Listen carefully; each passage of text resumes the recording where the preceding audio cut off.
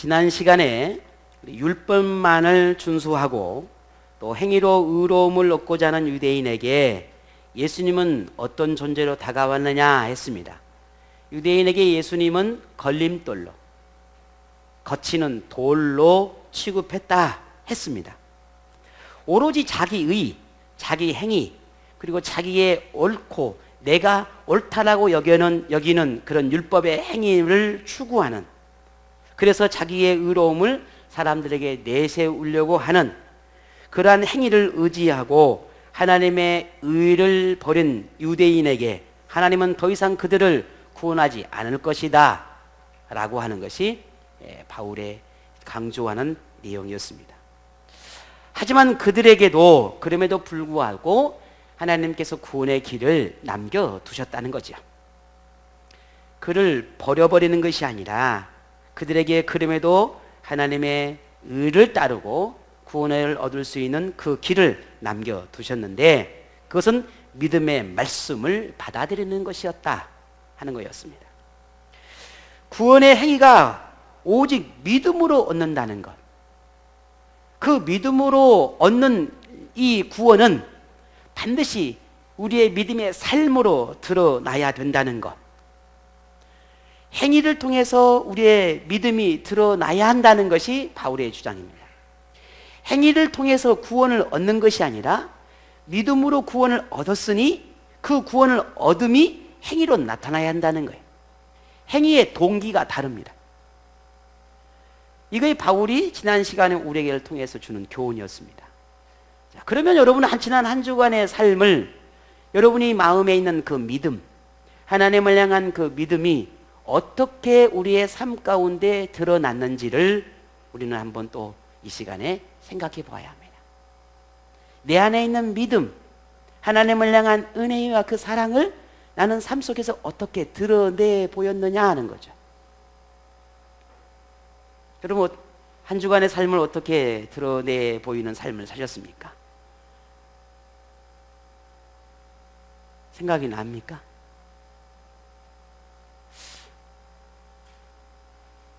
눈 깜짝하니까 일주일이 휙 가던데요. 오늘 벌써 주일이 돼서 하나님 앞에 예배 드리러 왔습니다. 네, 그렇죠. 요즘 여러분 매스컴을 보면서 뭐 다른 건 모르겠고 뭐 다른 건 그렇다 하더라도 교계에 대한 소식들을 자꾸만 접하면서 지난 금요일 날 특별히 이 땅에 하나님의 교회, 한국 교회, 그리고 전 세계에 있는 모든 하나님의 교회, 그리고 이 땅에 하나님의 교회를 세워가는 수많은 믿음의 사람들, 하나님의 사람들, 이제는 더 이상 안일함과 나태함, 이제는 지난 모든 자신의 삶을 살아왔던 신앙의 어떤 삶들을 더 이상 안일하게 그렇게 살아갈 때는 아니다 하는 생각을 하게 됐습니다. 교회가 점점 세속화되어져 가고 우리 모든 그리스도인들은 역시 교회가 세속화되어 가니 거기 안에 있는 많은 크리스찬들도 역시 점점 세상을 닮아가는 그런 삶을 살아갑니다. 물론 거기에 합당한 이유가 있고 거기에 정당한 나름대로 주장과 합리적인 이유가 있을 것입니다. 하지만 복음은 우리 인간의 합리적인 것과 이성적인 것과 감성적인 그 모든 것을 다 이해하고 그걸 따라서 거기에 합당한 복음을 제시한 게 아닙니다.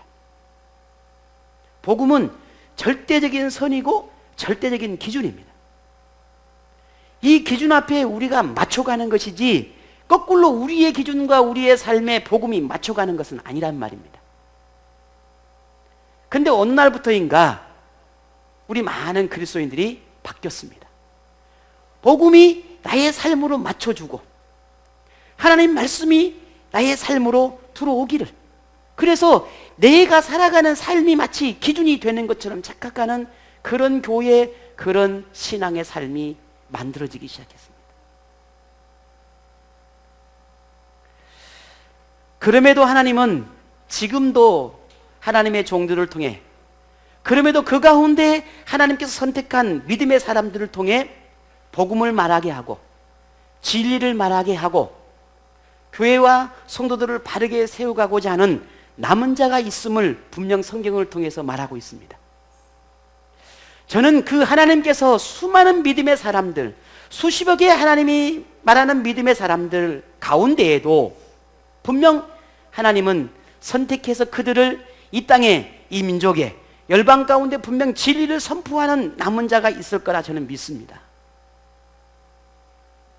그 하나님의 뜻을 위해서 헌신하는 사람, 그 복음을 위해서 수고를 아끼지 않는 사람, 하나님께서 주시는 그 진리를 지키기 위해서 무던히도 그 믿음의 삶을 살고자 갈망하는 사람, 이 나라와 전 세계 모든 가운데 저는 이루 헤아릴 수 없을 만큼 많을 것이라고 그리 믿습니다. 어쩌면 그러기 때문에 하나님께서 또 한 번의 우리에게 그런 전환의 기회, 회복의 기회, 온전한 하나님의 말씀으로 다가갈 수 있는 기회를 주신 게 아닐까, 그런 믿음이 생깁니다.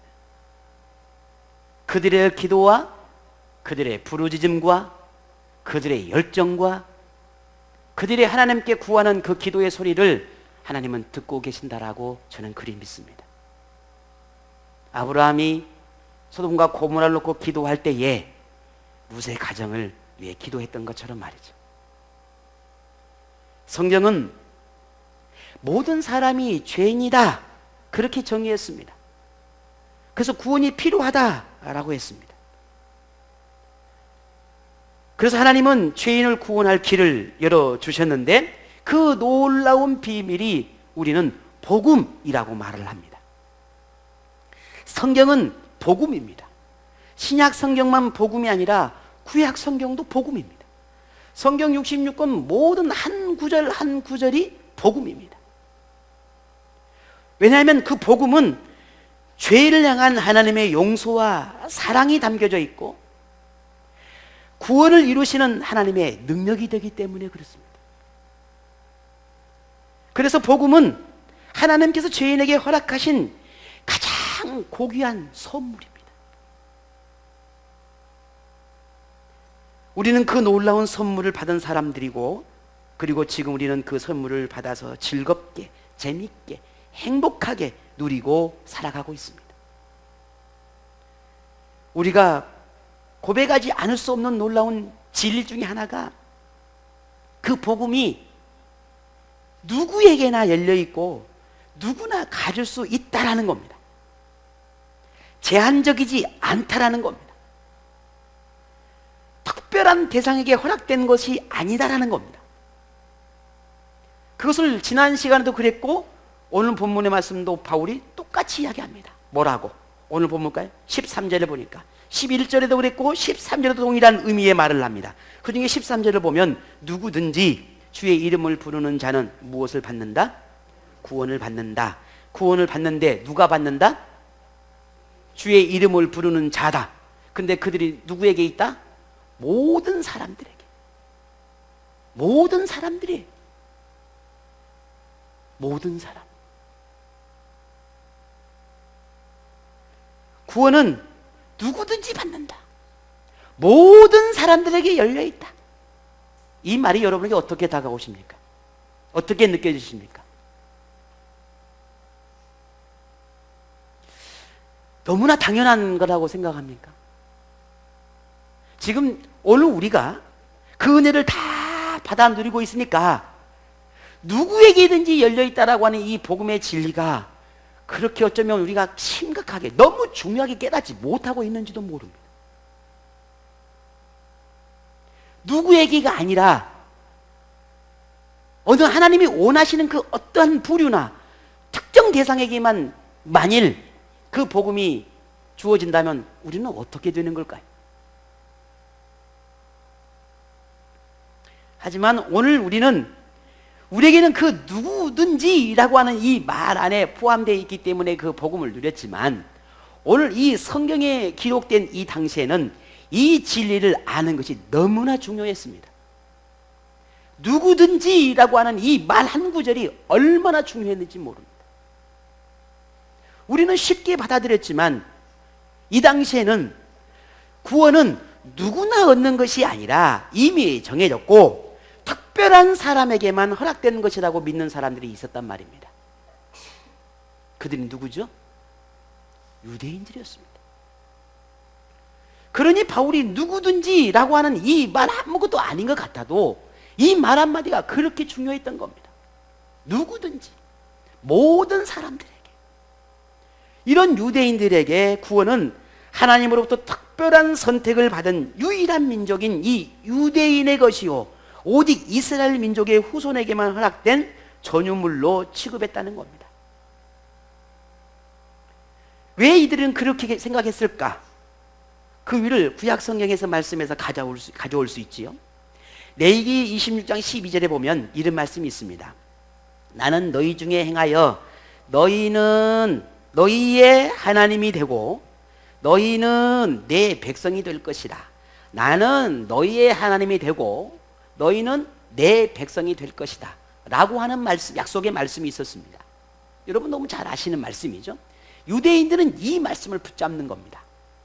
물론 그 말씀이 틀린 것은 아닙니다. 하지만 그 말씀의 의미와 그 말씀이 우리에게 주시는 교훈이 무엇인지를 유대인들이 깊이 깨닫지 못했던 겁니다. 이 말씀을 빗대어 오로지 자기 자신만, 이스라엘 후손만 하나님의 민족이다, 구원받는 민족이다 라고 생각했다는 것이죠. 하지만 하나님은 누구의 소유물이 될 수 있는 분이 아닙니다. 어느 누구만의 특정한 어떤 사람의 하나님이 아니라는 말입니다. 그런데 유대인들은 자기만의 하나님, 나만의 하나님, 우리만의 하나님으로 간주한 것입니다. 그러니 그 결과 그런 유대인의 사상이 결국은 자기 유대인을 제외한 모든 민족, 모든 나라는 구원도 하나님의 나라도 없다. 유대인 외에는 하나님이 버린 나라요, 버린 민족이요, 그들에게는 복음이 필요치 않다. 이렇게 생각해 버렸습니다. 멀리 갈 거 없습니다. 오늘 이 바울이 예수님을 만나기 전에 그가 어떻게 했는가요? 똑같았습니다. 바울이 예수님을 만나기 전에 유대적 사상에 사로잡혀 있을 때 그리스도인들을 잡아서 감옥에 갇히고 그들을 때려 죽이는 데에 일조했던 사람이 바울이었습니다. 왜? 오직 구원은 유대인에게만 있는데 모든 사람에게 구원이 있다 하고 예수를 통해서 구원이 있다 하고 믿음을 통해서 구원을 받는다 하니 바울이 이걸 이해할 수가 없었던 겁니다. 그래서 그리스도인들을 잡아서 그렇게 죽이고 옥에 가두려고 했던 바로 그 사람이 바울이었습니다. 그런데 그가 이렇게 말하고 있는 겁니다. 모든 사람, 누구든지에게도 구원이 있다.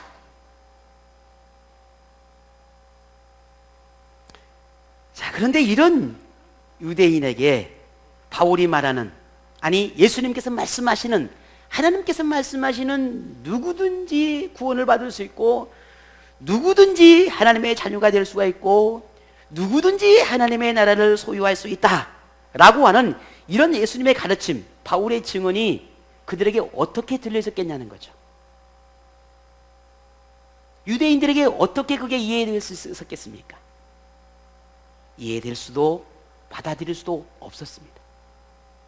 그래서 예수님을 걸림돌로 여겼던 것이고, 그래서 바울을 정신 이상자로, 그냥 우리 전라도 말로 할게요, 미친놈 취급한 겁니다. 정신 이상자예요. 유대교를 배교한 배교자예요. 바울이 어느 날 예수를 만났다고 난리를 하는데 걔 아마 뭔 일이 있었던 모양이요. 그 미쳤어. 걔는 이상한 애야. 걔가 말하는 건 다 거짓말이야. 이렇게 유대인이 바울을 취급하고 그렇게 핍박했던 이유가 거기에 있었던 겁니다. 그럼에도 바울은 우리 지난 본문처럼 자신의 민족인 이 유대인을 포기할 수가 없는 거예요. 왜? 너무 잘 알지요. 자기가 유대인 출신이니까. 그들이 왜 복음을 믿지 않는지, 예수를 믿지 않니 너무 잘 아는 거예요. 그게 포기할 수가 없는 거예요. 그래서 어떻게든지 그들에게 복음을 전하고 예수님을 믿게 하는 게 자신에게 사명처럼 여겼던 사람입니다. 그래서 오늘 본문에서도 그렇게 그들을 설득하려고 해요. 본문 하나 볼까요? 12절입니다. 한번 같이 읽어보겠습니다. 시작.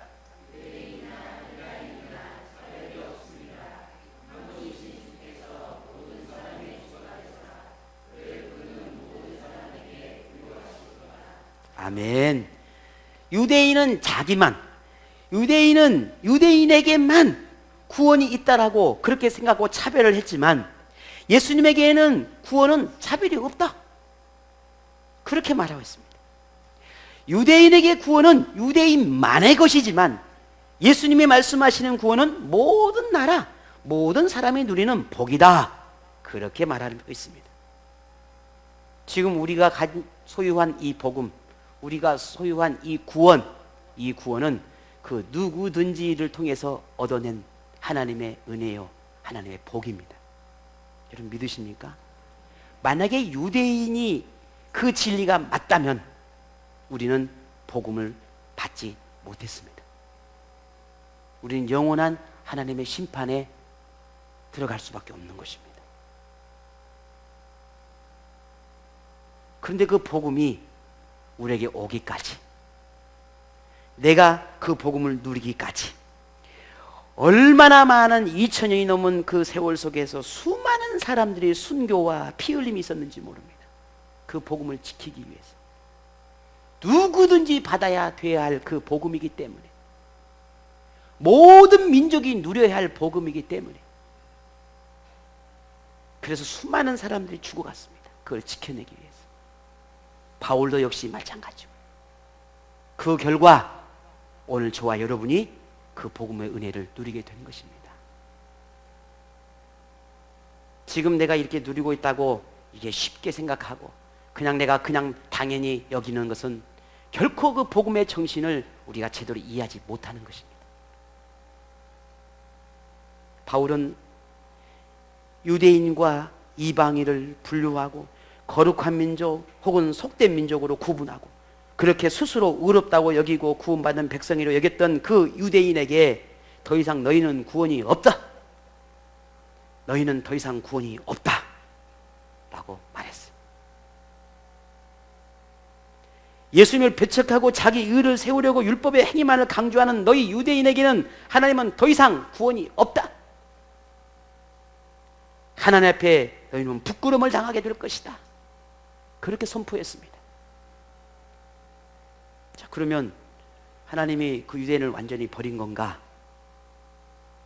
더 이상 정말 그들에게는 구원의 기회가 없는 건가? 우리 주변을 볼까요? 유대인과 크게 다르지 않는 사람들이 있습니다. 무슨 말입니까? 복음을 받아들이지 않는 사람들이 있지요. 예수님을 믿다가 세상으로 돌아가는 사람들도 있지요.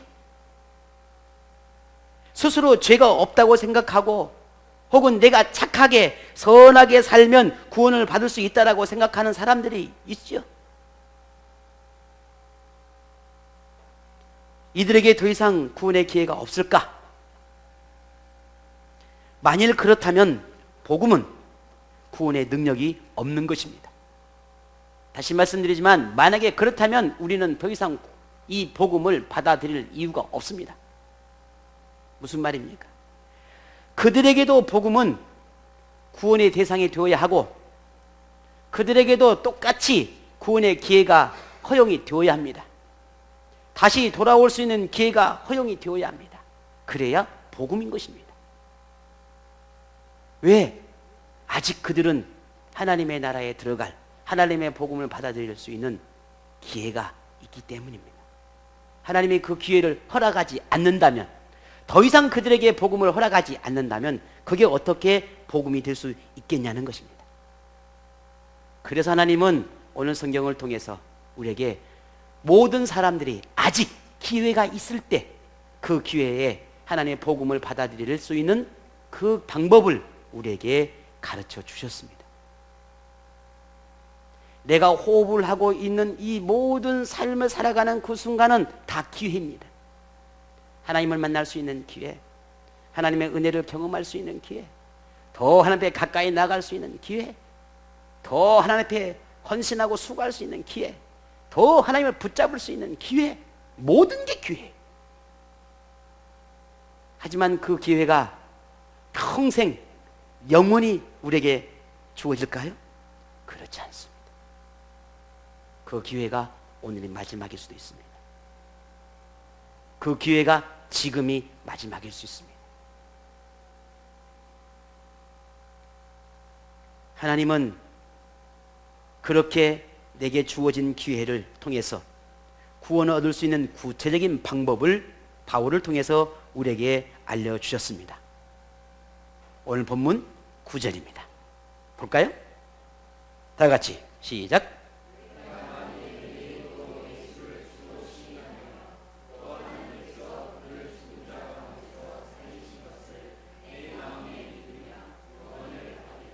아멘. 오늘 본문을 통해서 구원에 이르기 위해서는 반드시 고백되어져야 할 두 가지 진리가 있다라고 말합니다. 그 중에 하나는 뭐냐? 하나는 예수님이 구세주라고 하는 사실을 입으로 고백하는 것이다 했습니다. 그리고 또 하나는 예수님의 부활하심을 믿는 것이다 라고 이야기합니다. 사실은 이 두 가지 진리는 복음의 핵심입니다. 예수님을 믿음으로 고백함에 있어서 가장 중요한 핵심적인 진리는 예수님이 구세주인 것과 그분의 다시 살아나심을 믿고 고백하는 것입니다. 이게 복음의 진수예요. 왜냐하면 이 땅의 구세주는 오직 예수, 죽음을 이기고 다시 살아나신 분은 오직 예수, 그 외에는 없기 때문입니다. 우리가 믿는다고 말하는 대상은 누굽니까? 여러분, 누구를 믿고 누구를 그렇게 찬양하며 경배하는 겁니까? 우리가? 예수입니다. 하나님입니다. 그 외에 어떤 대상도 없어요. 없습니다. 요즘 자꾸 영화나 이 드라마 보면 샤머니즘에 대한 그런 영화나 드라마가 자꾸 나오는데요. 나는 걱정스러워, 저런 거 볼 때마다.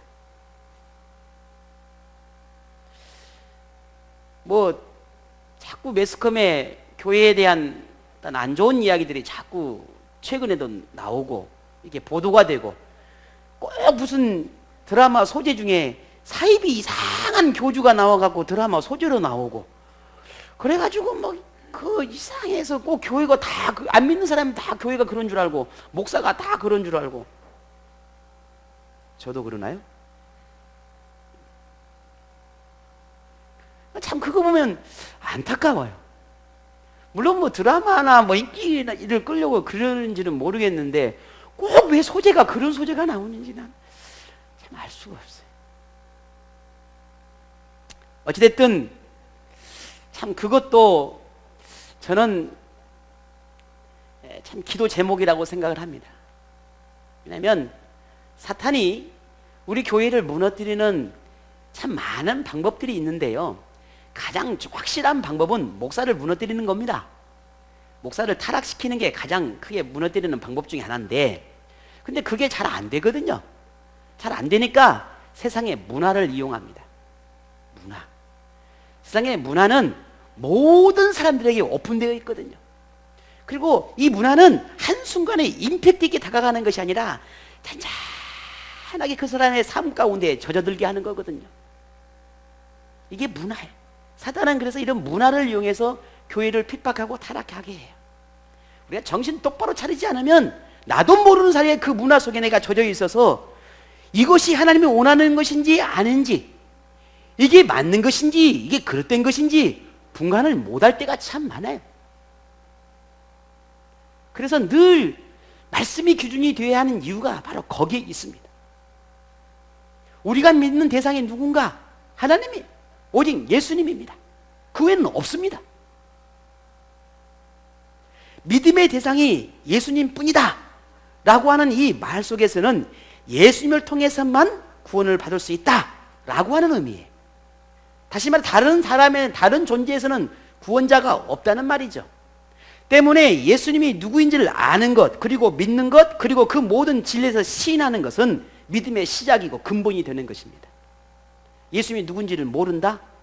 결국 우리는 믿음이 없는 것입니다. 더 중요한 것은 예수님이 누군지를 바르게 아는 것입니다. 알긴 알되 바르게 아는 거예요.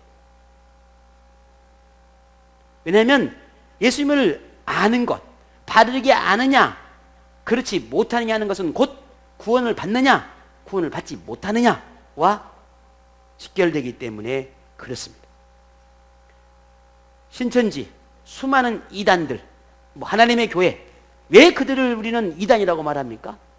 똑같은 성경을 말하고 있고 똑같은 예수를 말하고 있고 하나님이라고 하는 걸 말하고 있는데 그들이 말하는 하나님, 그들이 말하는 예수, 그들이 말하는 성경 잘 못 알고 있단 말입니다. 바르게 말하지 않고 있기 때문에 있습니다. 그러니 그들은 구원과 상관이 없습니다. 그냥 예수를 알되 바르게 알아야 합니다. 그래서 바울이 이 유대인을 지적할 때마다 뭐라고 말합니까?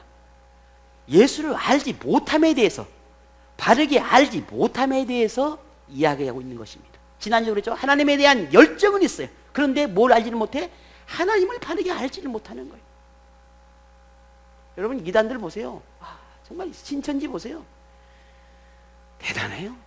잊어볼 많으면 저한테 편지가 와요.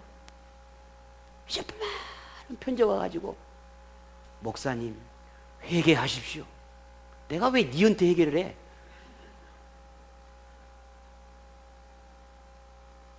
당신은 성도들 어린 양, 하나님의 어린 양들을 뭐 죽이고 있대나, 어디로 멸망의 길로 인도하는 싹군이래나.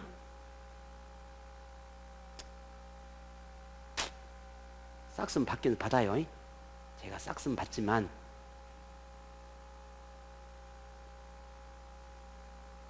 참 어처구니 없는 일들이 참 많이 일어나고요. 여러분 다음 7일날 필리핀 선교를 가지만요, 그 필리핀 선교지에도 기회가 있으면 제가 여러분을 같이 한번 그런 방문을 할 기회가 있을지 모르겠어요. 왜냐하면 그곳에도 하나님을 팔고 예수를 파는 이단들이 엄청 많습니다.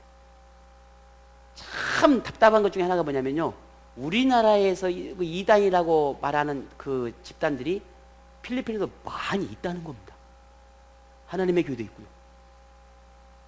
신천지도 있을 거라고 생각을 해요. 내가 확인 안 해봤는데. 정명석이도 있습니다. 참 희한하죠. 저 AMS라 그러잖아요. 어디 거기까지 갔는가 모르겠어. 아무튼 근데 그런 교회가 조그마한 교회가 아닙니다. 엄청 큽니다. 엄청 커요.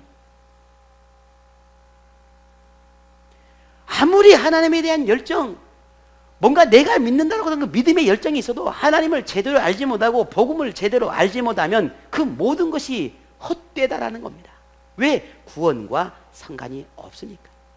그래서 바울이 계속해서 유대인들에게 예수를 바르게 알아야 된다고 주장하고 강조하는 이유가 거기에 있습니다. 알지 못하니 인정할 수 없었고, 유대인이 예수님을 인정하지 못하니 믿을 수가 없었던 것입니다. 그러면 하나님께서 예수님에 대해서 바르게 알고 믿기를 바라는 것이 뭘까? 도대체 뭘? 예수님이 구세주라고 하는 사실을 믿고 알아는 거예요. 예수님이 누구라는 거예요? 구세주라는 거예요. 구주라시는 구주. 이것을 인정하는가, 믿는가 라고 하는 것은 곧 구원을 결정하는 것입니다. 이에 대해 부정하고 거부하는 사람도 있지만 세상에는 예수님이 좋은 분 혹은 선한 분, 훌륭한 분이라고 긍정적인 태도를 가진 사람들도 있습니다. 하지만 하나님께서 바라시는 것은 그런 긍정의 태도가 아닙니다. 믿고 인정하는 것입니다. 그리고 예수님이 구주라고 하는 사실을 입으로 고백하는 것입니다. 이걸 하나님께서 원하십니다. 예수님에 대해서 이런 긍정의 태도를 보인다는 것은 믿는 것이 아닙니다. 긍정의 태도와 믿는 것은 전혀 다른 문제입니다. 하나님께서 원하는 것은 그냥 좋음으로 받아들이고 인정하는 것이 아니라 구주로 믿고 고백하는 거예요. 입으로 선포하는 겁니다. 오늘 여러분 말씀을 들을 때 예수님이 우리에게 주시는 그 말씀 앞에, 선포되는 말씀 앞에 아멘으로 응답하는 것은 내가 그것을 네 믿습니다 라고 고백하는 것 같은 거예요. 그러니 목사가 가끔 여러분에게 그러잖아요. 우리 아멘으로 응답하자라고 여러분이 요구한 이유도 그걸 내가 스스로 고백하는 거예요. 그걸 왜 몰라? 나 아는데 왜 자꾸 나한테 그걸 강요해? 나도 그거 알아. 왜 자꾸 요구해? 그게 아니라 네 믿습니다. 네 저도 확신합니다 라고 그것을 여러분에게 하나님 앞에 고백하라는 겁니다. 그 고백이 뭐라는 거예요? 아멘이라는 겁니다. 그러면 오늘 믿으신가요? 야, 그렇죠. 하나님이 들으시면서 그렇지, 그렇지, 그렇지 않겠어요? 저 속을 아니 우리 같으면 그러겠다는 거죠. 하나님은 다 아시지만 저 속을 모르겠네. 저 속이 뭔 속일까? 믿겠다는 거예요, 말겠다는 거예요? 안다는 거예요, 모른다는 거예요? 우리는 그러죠. 하나님은 아시지만 듣고 싶으신 것일지 모르겠어요. 그래서 아멘으로 하나님. 그래서 시편 기자에 보십시오. 하나님 여호와를 찬양하라 라고 고백할 때 많은 백성들이 뭐라고 했다고 그랬어요? 아멘으로 응답했다라고 말합니다. 많은 선지자가 아멘 할지니 라고 선포합니다. 그럼 백성들은 아멘이라고 했다 했습니다. 이건 제 말이 아니에요. 성경에 그렇게 말씀하고 있단 말이에요. 그러니 여러분에게 아멘을 요구한 건, 아멘 하라고 말씀을 드리는 것은 여러분께 뭔가 제가 뭘 요구하고 그게 아니에요. 그건 성경적인 것입니다. 오늘 본문 바울도 말하는 겁니다. 입으로 시인하고 고백하라는 거예요. 그게 무엇이겠습니까? 우리가 고백할 수 있는 것, 먼저 아멘으로 고백하는 겁니다. 이것이 구원 얻는 비결이라는 겁니다.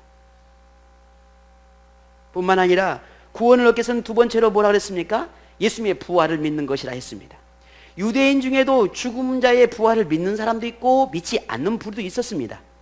바울은 이것을 알고 있었기 때문에 이 구세주이신 예수님의 부활을 사실로 인정하고 믿는 것이 너무 중요하다는 것을 계속해서 강조하고 있습니다.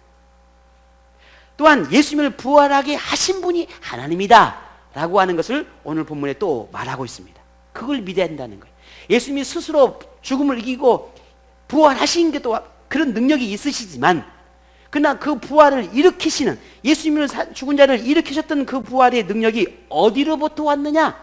하나님으로부터 왔다 라고 하는 것을 유대인에게 설명하려고 하는 것입니다. 이것이 왜 그렇게 중요했을까? 당시 유대인에게는 하나님과 이 예수님의 관계에 대해서 부정하는 사람들이었습니다.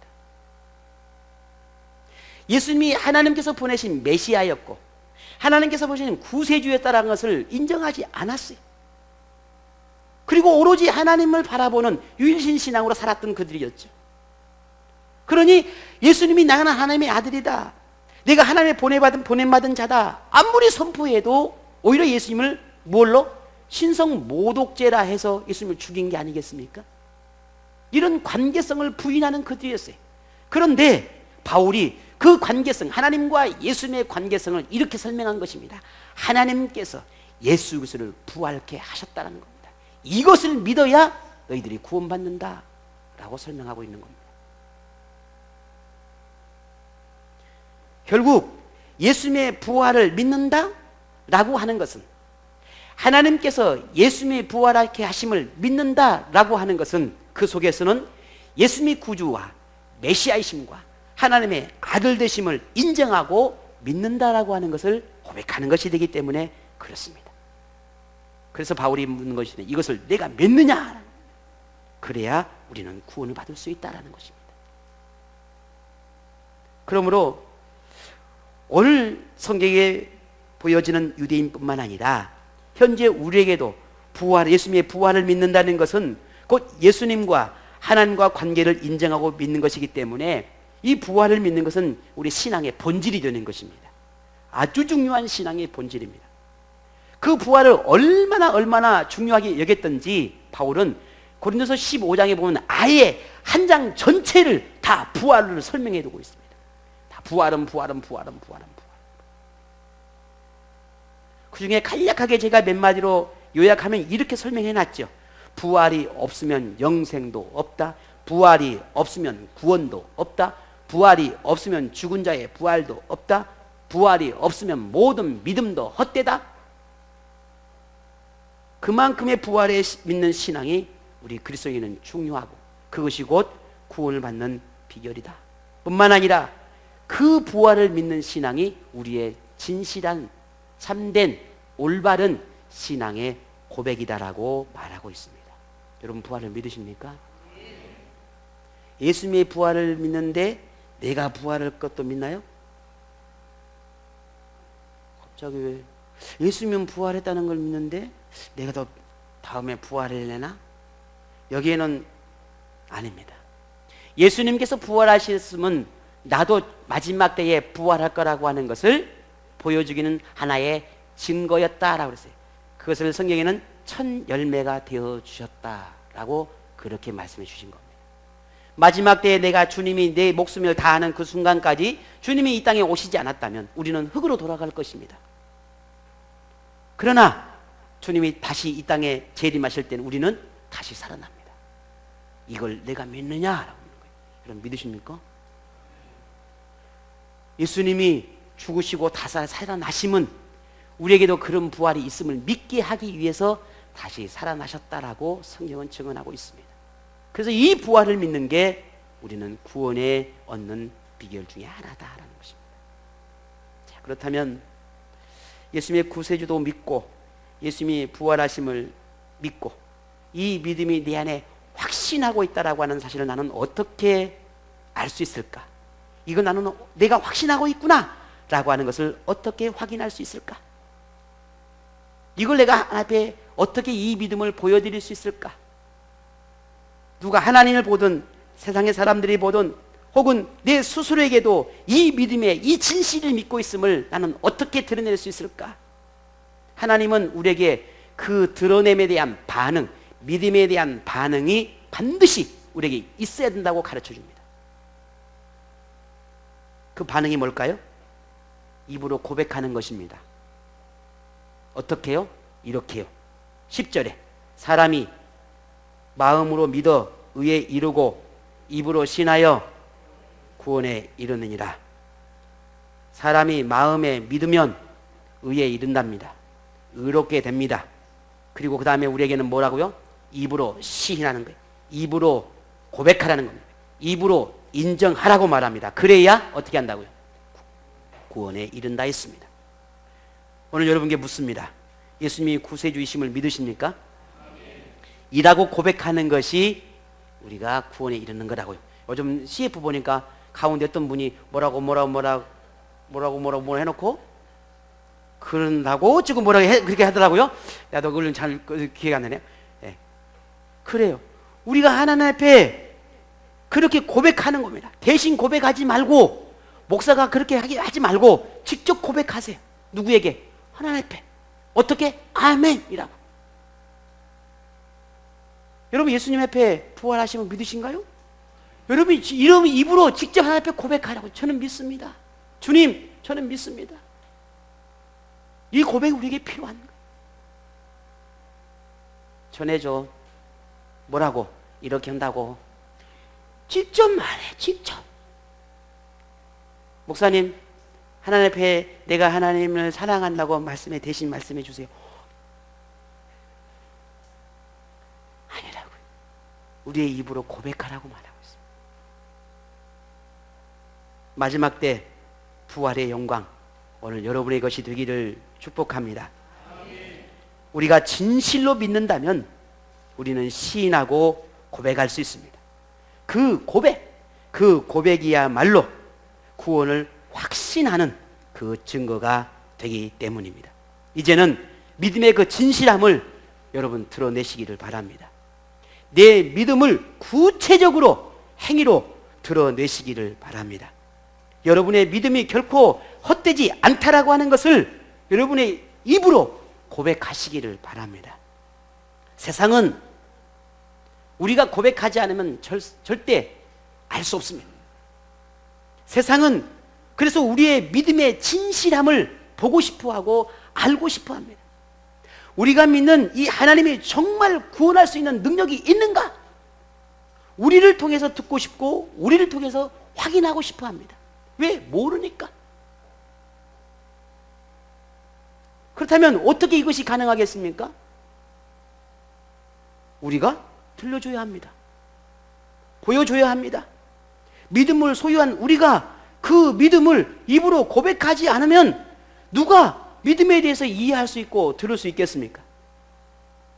그래서 하나님은 우리에게 입으로 고백함을 통해 믿음을 보이라, 그렇게 오늘 본문에 말하고 있는 것입니다. 믿음을 입으로 고백하는 것은 곧 우리 믿음의 진실성을 보이는 것이고 복음이 세상에 전파되는 도구가 되는 것입니다. 그래서 하나님은 오늘 본문에 이렇게 말합니다. 14절, 그런즉 그들이 믿지 아니하는 일을 어찌 부르리요? 듣지도 못한 일을 어찌 믿으리요? 전파하는 자가 없이 어찌 들으리요? 그렇습니다. 믿지 않는 예수님을 어떻게 인정하고 시인할 수 있으며, 예수님에 대해서 들어보지도 못했는데 어떻게 믿을 수 있으며, 예수님에 대해서 말해주는 이가 없는데 어떻게 들을 수 있겠냐는 말입니다. 예수님을 마음으로 믿고 입으로 시인하기 위해서는 반드시 먼저 믿는 오늘 우리가 예수님에 대해서 말해줘야 되지 않겠냐는 겁니다. 이것이 우리가 믿음을 입으로 고백하는 아주 중요한 이유입니다. 말도 통하지 않는 수많은 선교사들이 왜 저렇게 오지에 가서 하나님의 복음을 그토록 전하고 싶어 하는 거겠습니까? 우리가 그렇게 먼 데 가서 복음을 전하지 않는다 할지라도 지금 내 옆에 있는 사람들, 나와 함께하는 사람들, 가까이 있는 사람들에게 복음을 전할 수 있지 않겠습니까? 세상이 예수님에 관하여 듣도록 말해줄 수 있는 사람은 오늘 우리뿐입니다. 예수님을 알고 있는 우리가 말해주는 것입니다. 예수님을 믿고 있는 내가 말해야 합니다. 어디 가서 그들이 예수님에 대해서, 하나님에 대해서 구원해서 들을 수 있겠습니까? 예수님을 믿는 사람을 통해서 듣지 않는데 어디서, 누구에게 들었겠습니까? 예수님을 구주로 믿는 우리만이 예수님을 믿지 않는 이들, 들어보지 못한 이들에게 희망이 될 수 있습니다. 예수님을 인정하지 않고 왜곡하고 거부하는 이들에게 진리를 가르칠 수 있는 유일한 사람이 바로 우리입니다. 옆에 분에게 이렇게 이야기하겠습니다. 집사님이 희망입니다. 아니, 집사님이 아니도 집사님 그러지 말고 또 성도님이 아니면 이렇게 희망입니다. 또 집사님이 희망입니다니까 보고 집사님이 우리가 희망입니다. 아무도 알지 못하는데, 예수 알지 못하는 사람이 어떻게 알겠냐고. 우리가 희망, 우리가 그들에게 다가가야 합니다. 그래서 하나님은 우리를 통해서 복음이 전파되고 하나님이 찾고 싶어하는 그 사람들을 돌아오기를 기대하고 바라고 계시는 것입니다. 그래서 오늘 본문 15절에 바울이 이렇게 결론을 내렸습니다. 우리 다 같이 읽어보겠습니다. 시작.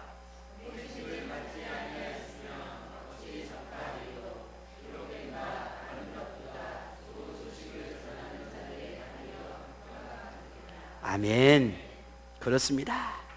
바울은 이사야 선지자의 말인 아름답도다 좋은 소식을 전하는 자들의 발이여 라고 하는 말을 인용해서 복음을 전한다는 것이, 복음을 전하는 사역을 감당한다는 것이 얼마나 중요하고 아름다운 것인지에 대해서 그 의미를 우리에게 설명하려 했습니다. 우리가 세상에 복음을 전한다는 것은 하나님과 화평을 선포하는 것이고 하나님과 함께하는 나라로 인도하는 것이고 죄와 악으로부터 해방되어서 자유를 누리게 하는 것이라는 것을 우리에게 말해주고 싶어 했습니다. 우리가 복음을 전하는 것은 단지 예수님을 믿도록 그렇게 전하는 것이 아니라 그 이상의 의미가 있다는 겁니다. 전도는 스스로 믿음을 입증하는 것입니다. 내가 나에 있는, 내 안에 있는 이 믿음을 내가 입증해 보이는 것, 그게 전도입니다. 내가 예수님을 믿습니다. 어떻게? 그걸 어떻게 증명해 주는 거예요? 전도라는 겁니다.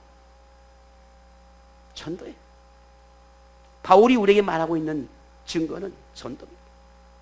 구원의 확신, 내 안에 있는 이 구원의 확신을, 그 확신됨을 어떻게 증명할 수 있느냐? 입술로 고백하라는 겁니다.